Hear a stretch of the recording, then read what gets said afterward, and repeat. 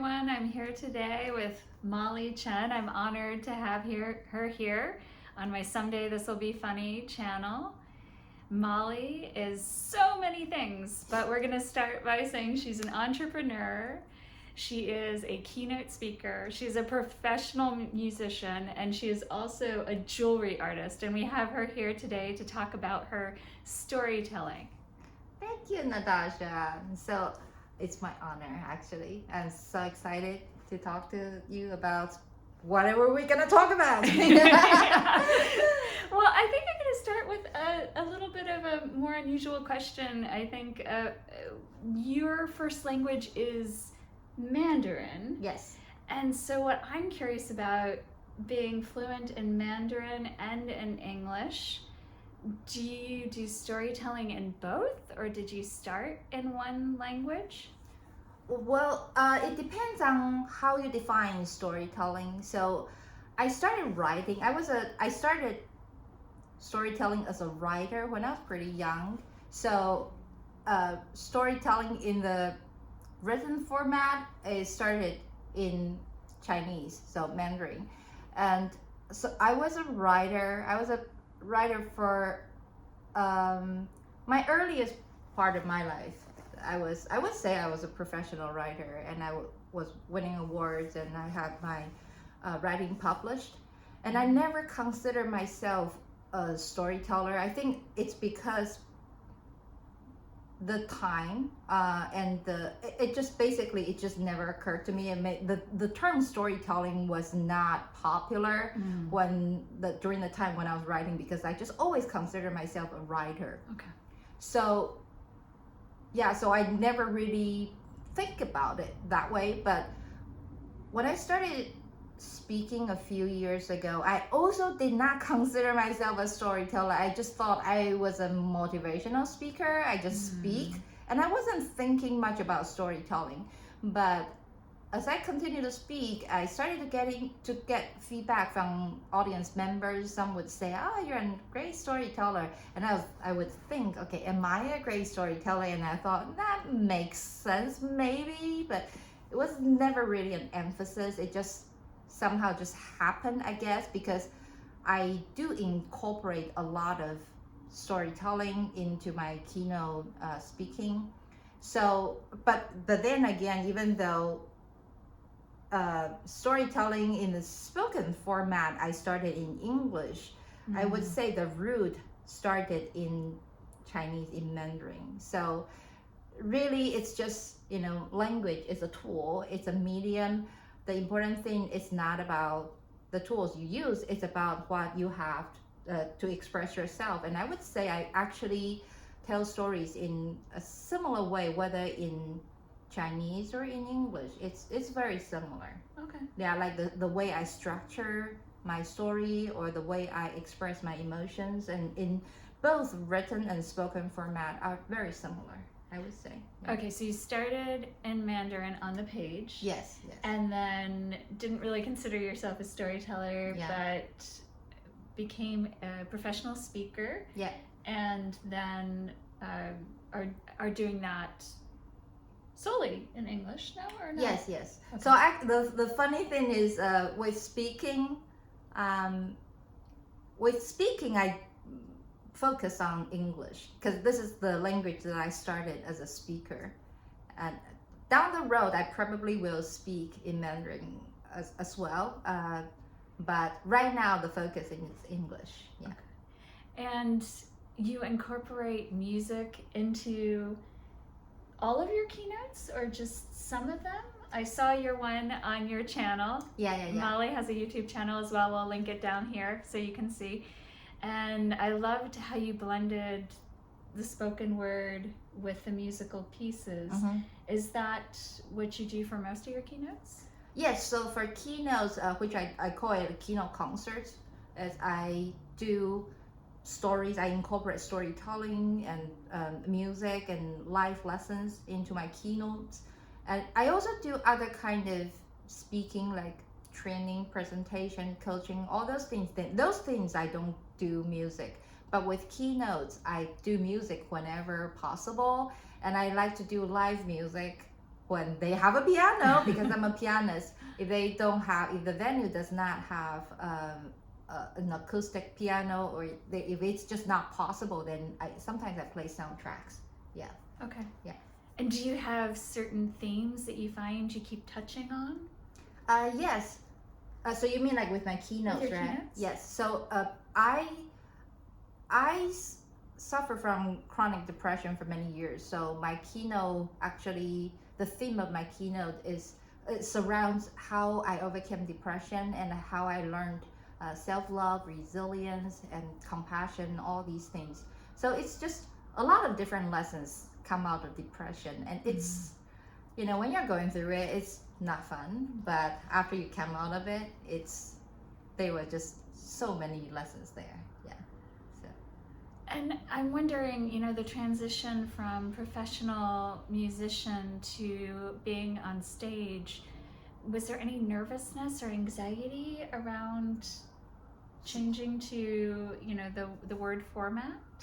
Yes, and when I first started speaking, I had extremely bad stage fright. Like, I was probably the most miserable speaker you've ever seen. But people don't know. Like like when I'm on stage, I look fine. People say I sound fine, I sound confident, but that was not how I felt inside. So for people who suffer from stage fright, they know. Now the interesting thing is, because I'm also a concert pianist that went to music school, so I've been a performer for decades, and even as a pianist, I also suffer from really bad stage fright. But I was able to push. I tried to push through it, and I couldn't. So I was stuck. That was part of the reason that I never pursued a concert career, because I got too nervous, and I just hated all the imperfections and mistakes I had when I was on stage. My fingers would be shaking, all those things. And when you do classical piano, every wrong note sounds really, really bad. It can sound really bad, and I always play wrong notes in the wrong spots. That's even worse, because sometimes the wrong notes don't sound that bad, but like in jazz, right? mine always sound really bad. So I had that kind of like a traumatizing experience as a concert pianist. And then when I switched to speaking, there was a lot of fears. One is, this is my second language. I was super self-conscious about my grammar.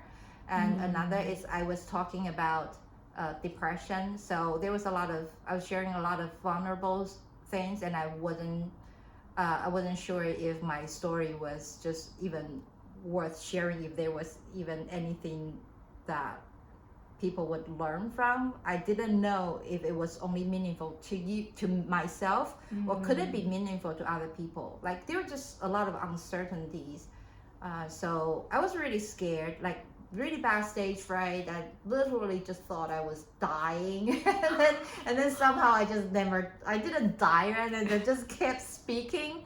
And my mentor at that time told me, like, really, like, with stage fright, the only way out is through. So I kept pushing, kept trying, because when I failed, I felt like I failed. When I failed as a musician, when I couldn't push through as a musician, I felt it feels terrible, because I had a lot of stuff to share, but I didn't have the courage to actually share it. So I didn't want the same thing to happen with speaking again.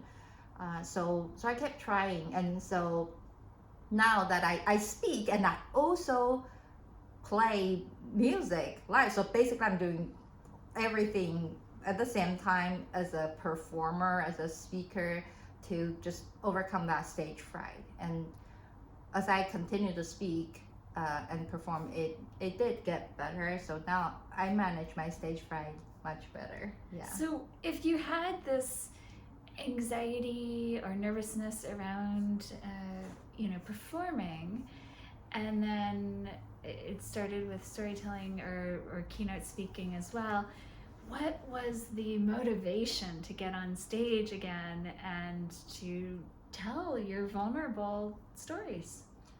I would say, if you asked me this 2 years ago, I would say I felt like I had a really important message or multiple messages that I want to share, and it was something that I had wanted to share for decades, since the time when I was very depressed. Because when I was depressed, I was also learning how to overcome depression. How do I come out of this? And I promised myself at that time. I promised myself, if I survive this, I overcome this, then I want to share my messages with the world. So because of that promise to myself, it was a very deep. It was something that I never forgot. It's not. I wanted to forget. I made myself a promise. I really tried, but then it was just there, and then I realized that that was something that I needed to do, whether I wanted or not. So it was what I would have answered you 2 years ago, because I felt compelled to share my message. However, as I continue to speak, and I also realized there is another layer, and it's a very important layer that I think a lot of people don't realize is that after all, I am a performer at heart, and I get a thrill out of performing, and it's very, in a way, it's kind of it's like very egocentric, so it's something that I don't want to admit, but the truth, the fact is, I enjoy performing, no matter how scary it is. I think that adrenaline rush, it's so rare. It's, if you know me, or like I'm talking to you right now, you would notice most of the time I'm a very mellow person, very, very mellow, and it's I'm not hiding anything. That's just the way I am. So basically, my emotions these days, it's like mostly pretty neutral. I don't get excited very easily, but if you watch me on stage, I look very excited. I'm like high energy and sound very confident. That is the side of me that never shows up unless I'm on stage, and part of it is because of the nerves, the stage fright, and all those things. So it brings out another side of me that makes me I'm curious about that side, because I don't see her that either. I don't see her, and then it's very cool to actually see what I'm capable of when I'm on stage. So it's a self-actualization thing, I would say. If I'm truly honest with myself, that is really one thing that I can guarantee, that one thing that I'm certain that I want as a speaker. Because I cannot control, no matter how much I prepare my speeches, no matter how much I think about my speeches, I have no idea how much it impacts the audience lives. They may tell me something, but I don't know if it is true. I don't know exactly how much. There is no equipment to measure the impact. So I don't know what my speeches mean to them, but I know what it means to me. And that is, I would say that's the important thing that keeps me going, because I know I need this, whether I want it or not, but I need this to feel alive, and I need it to see my potential. I want to really explore my potential, and it sounds so selfish, but I would say that is one thing that I've always wanted to find out. What am I capable of? What can I become? So what I'm hearing is, at first, you started from music, and then you go to keynote speaking because you had a very important message to share, which anyone who has gone through depression, it is really hard. I can say that as well. It is really hard, and we need people to be open and vulnerable about this, and share their stories about moving through, so that we can all hold each other in that space. So thank you so much for doing that. And then I hear and I see you even getting more animated. That's the word I want to use. Just people like when you're on stage, right? You get more animated, and you're calling it selfish, but you're also saying it's almost like being on stage is another way for you to see different parts of yourself. Yes, yes. And so the audience gets to see you in a different way. And I know we've had this conversation before Yeah. too about humor, Yes. which is that you didn't really think of yourself as a very funny person, right? But it's coming out. That's actually the funny thing. It's like I don't find myself funny, but people will say I'm funny. And also, and that, like I told you this before, that people say I'm a funny speaker, and I would say, in a way, if you think I'm a funny speaker, that is because I actually try to be funny, and I naturally, when there is a live audience, I naturally respond to their energy, and I like to make people happy. And I found, especially in the U.S., people like funny speakers. This is really a culture thing, because I know I like being funny and then get the reaction from the audience, and so I keep doing it on stage.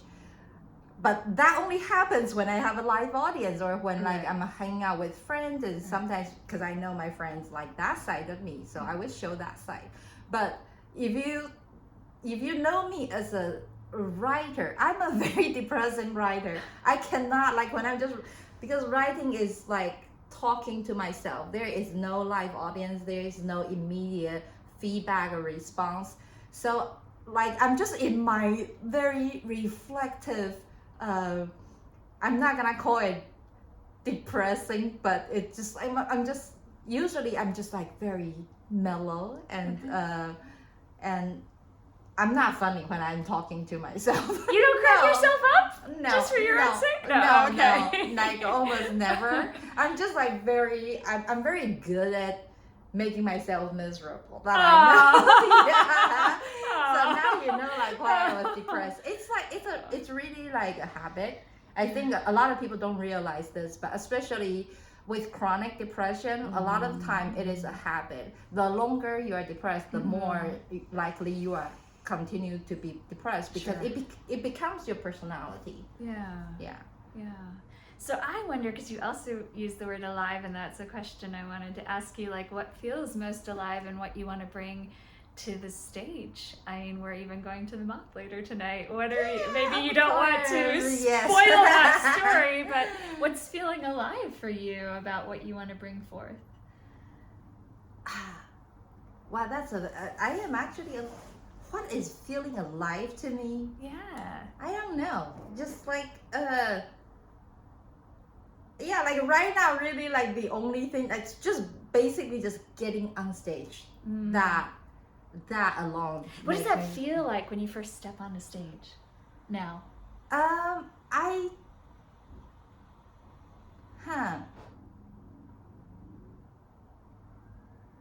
usually, so it took me so long to learn this, but now like because basically before I get on stage, I would feel that nerves, right? And I was like, oh my god, I can't do this. This is going to suck.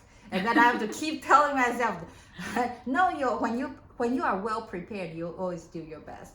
And then so I keep telling myself that until I finally step on stage, and then I'm fine. I feel fine. Like I think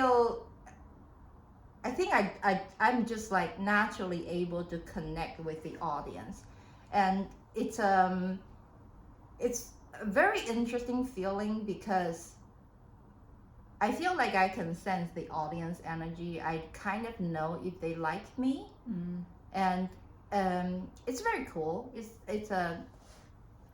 It took a long time, because I had to learn to let go of a lot of insecurity, because standing in front of the audience, it's just so scary, and you just, especially for new speakers, you just don't know if they like you, and you just assume they don't.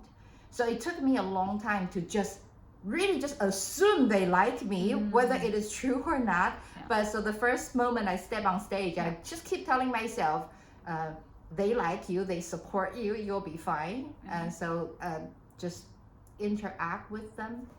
I am still scared. A lot of time I'm still scared when I'm on stage, and then I would notice that, and so it's not as it's not you know, like some people, they will tell you like they have an out of body experience on stage. I don't have that. I mean, I know that I'm still in my body, Yeah. but then I also have that awareness. I know when my volume, my voice goes up. I know I'm doing well, and I know when I'm not doing well. So I have that hyper focus and that hyper self-awareness. I think that is, so basically that's the flow state that people, a lot of performers seek. And it is just like, that is just like such a narrow thing that it's so hard to get there, especially when you're just sucked in, you're just like trapped in your own fear, then you can't get to flow state.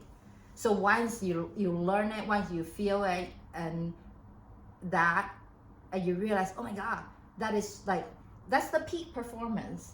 So can you speak to that for people who might, be earlier on with performance? Like how I don't feel like I can push myself into that state. Yeah. And you're saying it's hard to get there, but is there some piece of information or suggestions you can give for people to sort of let go of that fear? And I have so many tips on dealing with stage fright. But really, like, this one important thing that I like to tell people who struggle with stage fright is you assume, like, you have this false belief about stage fright that you think you need to get rid of it. But the truth is, if you suffer from stage fright, so I'm saying if you suffer from it, because some people don't have stage fright, but if you suffer from stage fright, a lot of the times there is a lot of like underlying reasons, and it's you think it's not solvable. It is, though. There are a few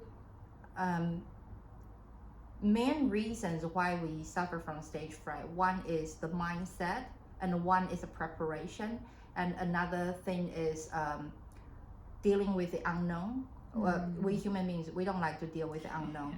And then regarding preparation, a lot of people don't realize it, but if you spend enough time practicing your materials, then you would feel much better when you get on stage. And so some people just assume like you don't have to practice, or they think, okay, I need to practice, but they don't realize how much practice really goes into speaking. So they think, okay, so I have a 60-minute presentation and I will prepare for 5 hours.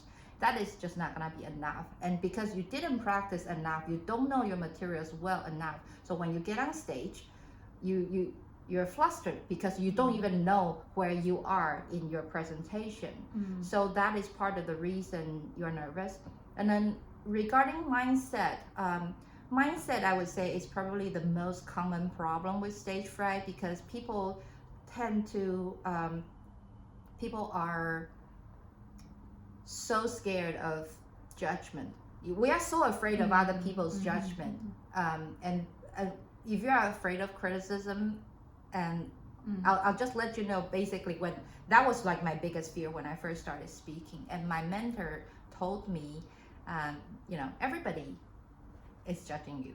So this is unavoidable, okay? Everybody judges you. It's true. And it's and you judge other people as well. We judge ourselves too, harshly, right? Right, so we judge ourselves. We judge other people, and people judge us. People judge themselves. So people are just judging everybody, each other, whether out loud or quietly, but everybody judges everybody. So it's fair. Now, you have a misconception that you need to please everyone with your speech, but the truth is you don't, because some people will never like you. Some people will just instantly like you, and some people just don't care about you. So your goal is not to eliminate judgment, because they will always be there. Your goal is not to please the audience, but to strengthen your belief in yourself. Your goal is to not judge yourself. Your goal is to protect yourself, so that when some people don't like you, you can still protect yourself, and you can still strengthen yourself and say, okay, they don't like me, but that's okay, because I still have myself. I still care about my message. This is important for me. So it's like you become your ideal parent. You become your best friend, your mentor. You will be your ultimate support system, so that no matter however other people judge you, it does not affect you. So our misconception is we think we are afraid because of people's judgment. But the truth is we are afraid because we do not believe in ourselves. We do not support ourselves enough. So that is the mindset that you really need to change. You need to know, okay, so if I really want to get rid of I don't say the word get rid, I say manage stage fright. Okay, so if you want to learn to manage stage fright, the first thing, the very important thing is you need to learn to support yourself.